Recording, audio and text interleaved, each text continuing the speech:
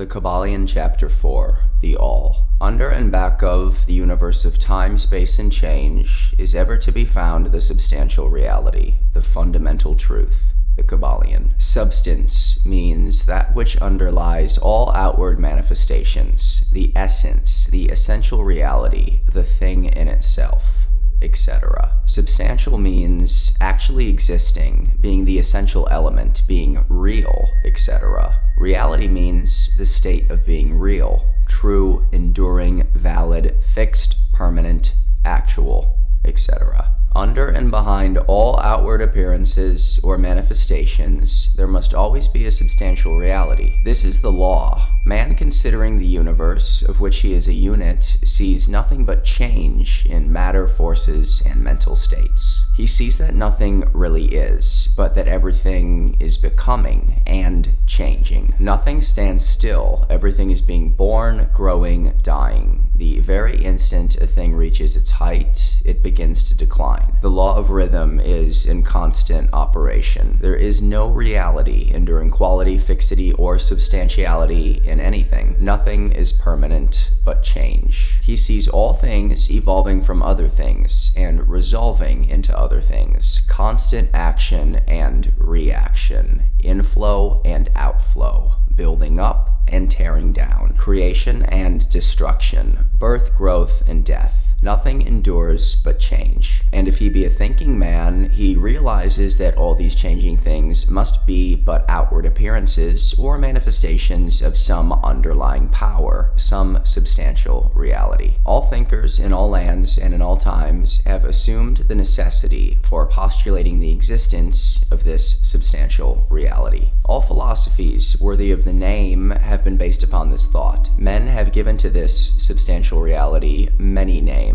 Some have called it by the term of deity, under many titles. Others have called it the infinite and eternal energy. Others have tried to call it matter, but all have acknowledged its existence. It is self-evident. It needs no argument.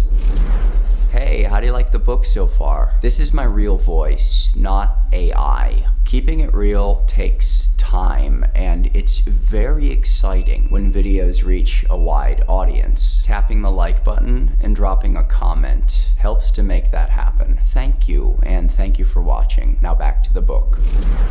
In these lessons, we have followed the example of some of the world's greatest thinkers, both ancient and modern, the Hermetic masters, and have called this underlying power, this substantial reality, by the Hermetic name of the All, which term we consider the most comprehensive of the many terms applied by man to that which transcends names and terms. We accept and teach the view of the great Hermetic thinkers of all times, as well as of those illumined souls who have reached higher planes of being, both of whom assert that the inner nature of the All is unknowable. This must be so, for not by the All itself can comprehend its own nature and being. The Hermeticists believe and teach that the All in itself is and must ever be unknowable. They regard all theories, guesses, and speculations of the theologians and metaphysicians regarding the inner nature of the All as but the childish efforts of mortal minds to grasp the secret of the infinite. Such efforts have always failed and will always fail from the very nature of the task. One pursuing such inquiries travels around and around in the labyrinth of thought until he is lost to all sane reasoning, action, or conduct, and is utterly unfitted for the work of life. He is like the squirrel which frantically runs around and around the circling treadmill wheel of his cage, traveling ever and yet reaching nowhere. At the end, a prisoner, still and standing just where he started. And still more presumptuous are those who attempt to ascribe to the All the personality, qualities, properties, characteristics, and attributes of themselves, ascribing to the All the human emotions, feelings, and characteristics, even down to the pettiest qualities of mankind, such as jealousy, susceptibility to flatter and praise, desire for offerings and worship, and all the other survivals from the days of the childhood race. Such ideas are not worthy of grown men and women, and are rapidly being discarded. At this point, it may be proper for me to state that we make a distinction between religion and theology, between philosophy and metaphysics. Religion to us means that institutional realization of the existence of the all and one's relationship to it, while theology means the attempts of men to ascribe personality qualities and characteristics to it, their theories regarding its affairs, wills, desires, plans, and designs, and their assumption of the office of middlemen between the all and the people. Philosophy to us means the inquiry after knowledge of all things knowable and thinkable, while metaphysics means the attempts to carry the inquiry over and beyond the boundaries and into regions unknowable and unthinkable, and with the same tendency as that of theology. And consequently, both religion and philosophy mean to us things having roots in reality, while theology and metaphysics seem like broken reeds rooted in the quicksands of ignorance and affording not but the most insecure support for the mind or soul of man. We do not insist upon our students accepting these definitions. We mention them merely to show our position. At any rate, you shall hear very little about theology and metaphysics in these lessons. But while the essential nature of the all is unknowable, there are certain truths connected with its existence which the human mind finds itself compelled to accept, and an examination of these reports form a proper subject of inquiry, particularly as they agree with the reports of the illumined on higher planes. And to this inquiry, we now invite you. That which is the fundamental truth, the substantial reality, is beyond true naming, but the wise men call it the all, the KYBALION. In its essence, the all is unknowable,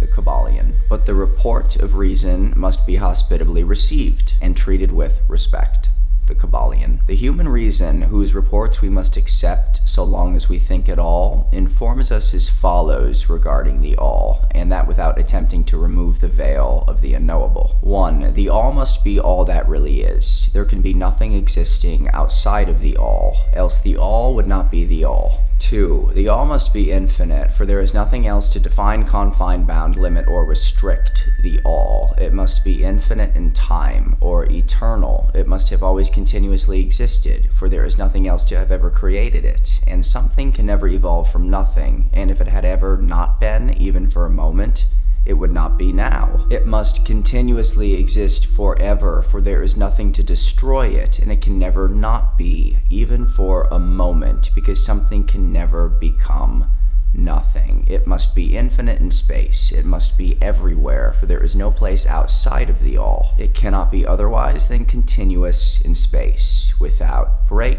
cessation, separation, or interruption, for there is nothing to break, separate, or interrupt its continuity, and nothing with which to fill in the gaps. It must be infinite in power, or absolute, for there is nothing to limit, restrict, restrain, confine, disturb, or condition it. It is subject to no other power, for there is no other power. 3. The all must be immutable, or not subject to change in its real nature, for there is nothing to work changes upon it, nothing into which it could change, nor from which it could have changed. It cannot be added to, nor subtracted from, increased nor diminished, nor become greater or lesser in any respect whatsoever. It must have always been, and must always remain, just what it is now. The all. There has never been, is not now, and never will be anything else into which it can change. The all being infinite, absolute, eternal, and unchangeable, it must follow that anything finite, changeable, fleeting, and conditioned cannot be the all. And as there is nothing outside of the all in reality, then any and all such finite things must be as nothing in reality. Now, do not become befogged nor frightened. We are not trying to lead you into the Christian Science field under cover of Hermetic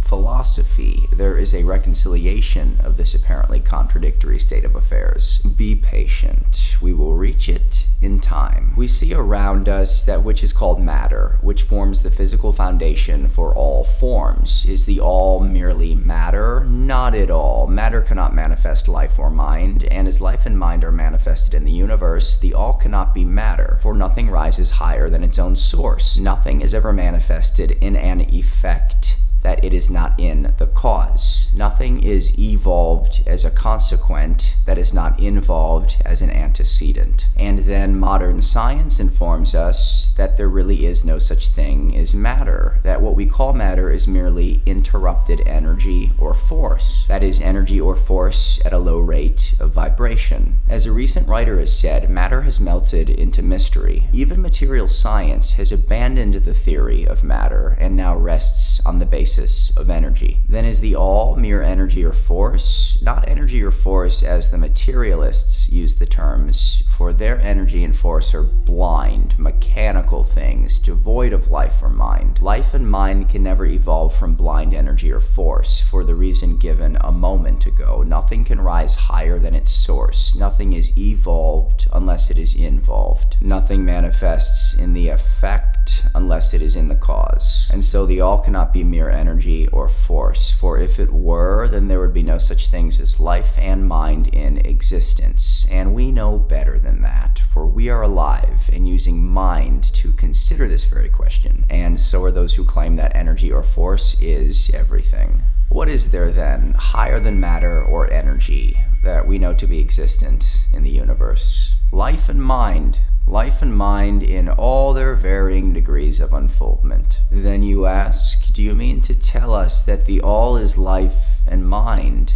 Yes and no is our answer. If you mean life and mind as we poor petty mortals know them, we say no, the all is not that. But what kind of life and mind do you mean, you ask? The answer is living mind, as far above that which mortals know by those words, as life and mind are higher than mechanical forces or matter, infinite living mind as compared to finite life and mind. We mean that which the illumined souls mean when they reverently pronounce the word spirit. The all is infinite living mind. The illumined call it spirit.